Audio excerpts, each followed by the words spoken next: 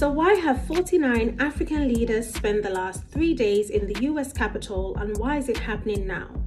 There's a lot to unpack, but first things first.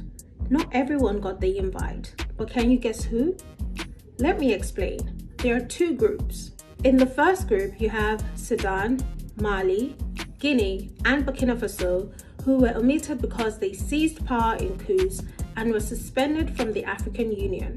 However, the US administration did say that it will involve members of their civil societies in the dialogue.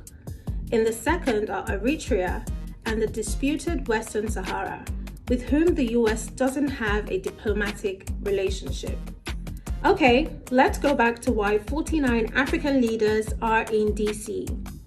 Back in 2014, former President Barack Obama held a similar summit to strengthen ties with the continent. Fast forward to 2022, and current President Joe Biden, who is yet to visit Africa during his term, wants to reset the US's relationship with the continent. But what's behind it? Answer: China's growing influence on the continent.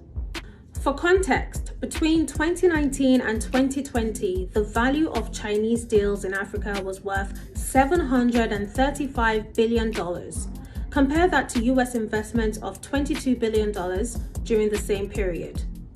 And the US has just announced $55 billion of funding planned for Africa over the next 3 years, including $100 million for clean energy projects and $350 million for internet access and digital technology.